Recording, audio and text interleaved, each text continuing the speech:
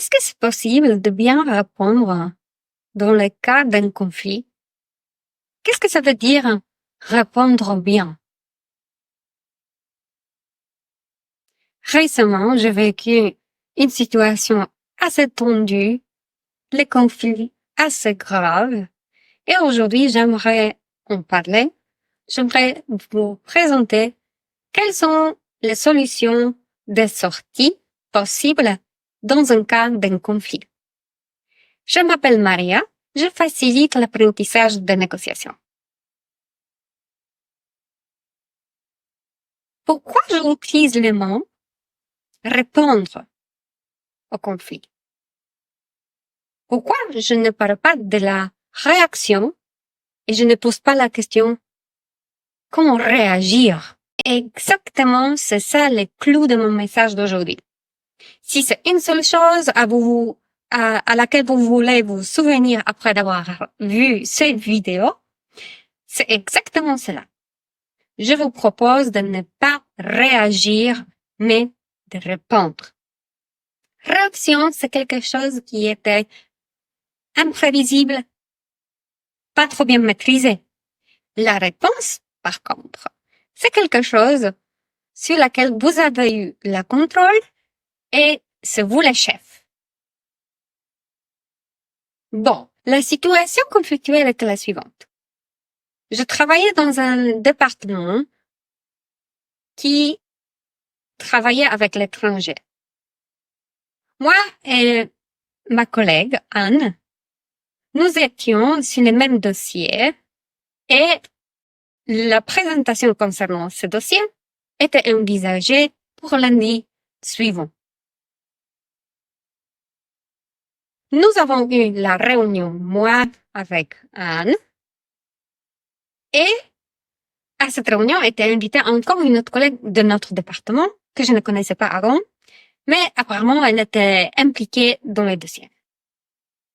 Et en fait, il y a Fabienne qui arrive dans la pièce où on est avec Anne, et pour une grande surprise pour moi, Anne se plaint devant Fabienne à ma façon de travailler avec elle dans ce projet. Et en fait, pour moi, c'était une grande surprise, un inattendu complet. Je ne savais pas qu'Anne a quelque chose à me dire. Et ça, c'est la première surprise. Deuxième surprise, je me suis posé la question, pourquoi ça se passe en présence de Fabienne? Bref, la situation, elle s'est résolue. Moi, ce que j'ai appris de cela était, je n'étais pas préparée, je n'ai pas vu le conflit venir. Je n'ai pas vu la dispute, le malentendu, la mécontentement de parties prenantes de la relation. Et je n'ai pas vu venir, en fait, l'explosion de volcans. Aujourd'hui, grâce à cet apprentissage de mon propre expérience, j'aimerais vous donner quelques clés qui sont tangibles à mettre en place dès maintenant.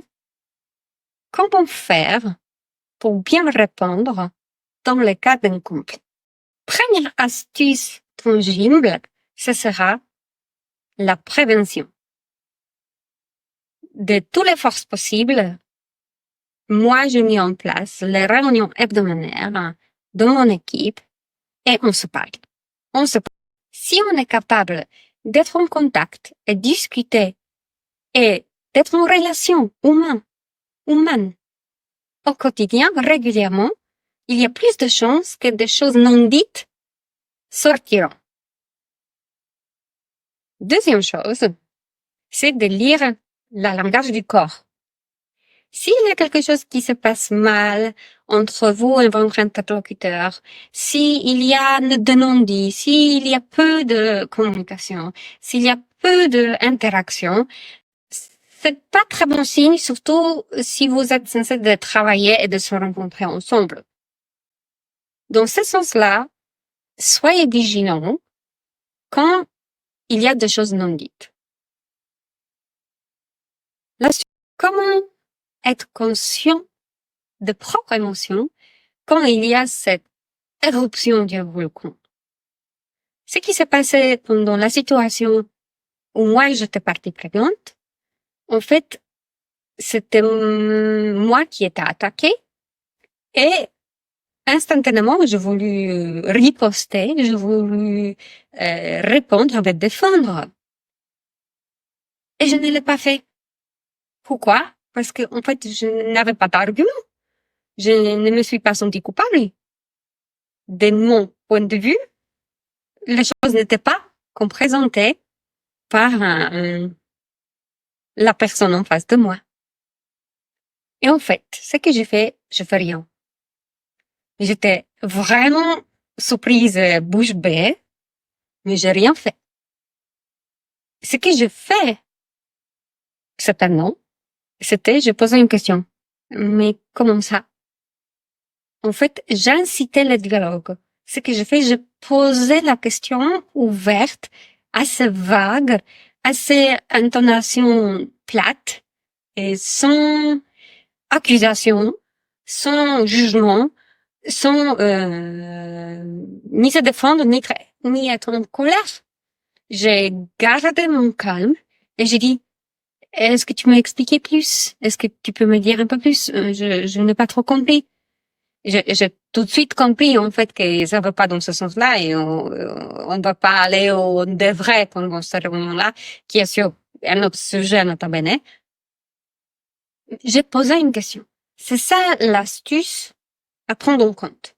S'il y a quelqu'un qui vous attaque, essayez de récupérer le plus d'informations possible. Comme toujours dans la négociation. S'il y a quelqu'un en face de vous qui vous parle, qui vous présente de faits subjectifs, lui ou elle croit de ci, de cela. Ok, écoutez son histoire.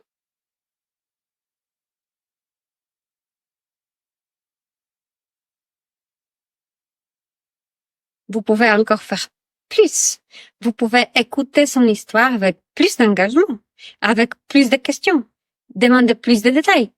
Premièrement, ça va décharger émotionnellement la partie en face de vous.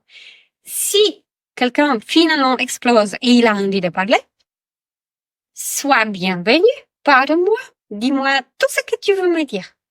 C'est exactement le moment que tu vas apprendre beaucoup de choses qui sont nécessaires pour comprendre le contexte de la situation. Toi, tu ne sais pas ce que l'autre en face de toi sait et tu devrais savoir pour pouvoir construire l'image 360 degrés de la situation. Posez des questions. L'astuce de la communication non violente.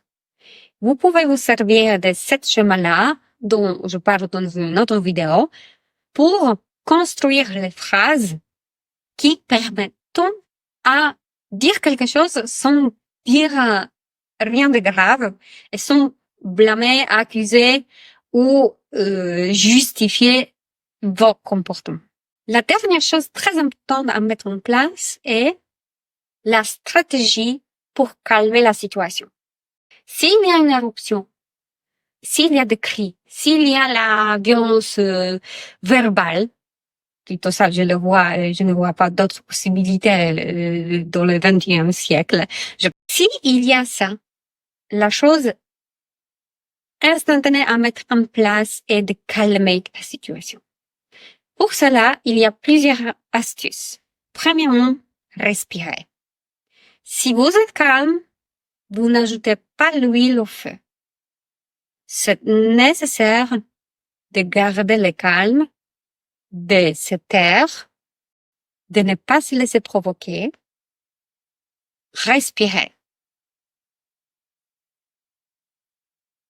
Vous pouvez utiliser aussi la pratique très simple qui est nécessaire à mettre en place dans une situation quand votre néocortex il est surchargé et vous n'avez pas trop d'autres idées.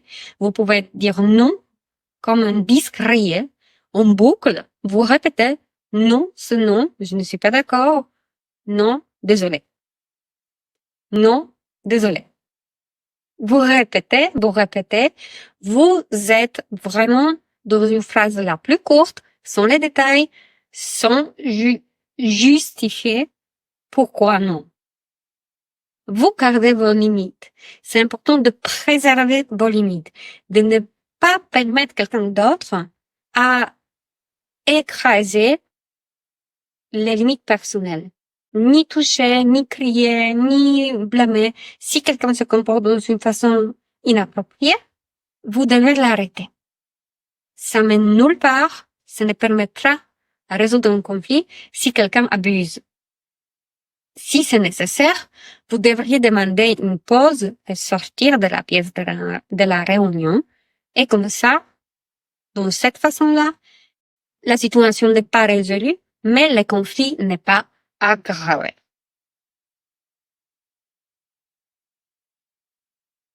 La dernière chose à dire, c'est pour gérer le stress que la situation conflictuelle peut déclencher, c'est nécessaire de travailler au quotidien sur vous-même.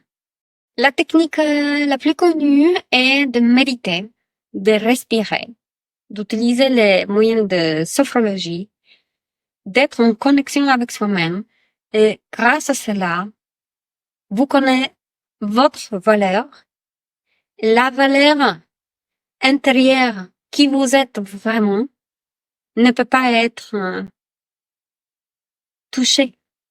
Même s'il y a un conflit le plus grave, si vous connaissez votre valeur, vous allez pas vous perdre de vous. C'est pour cela, je vous propose à partir d'aujourd'hui de mettre en place une routine, une action à entreprendre pour gérer votre stress. Sur le stress, on aura d'autres vidéos sur cette chaîne. Je vous invite déjà à les voir. Bon courage!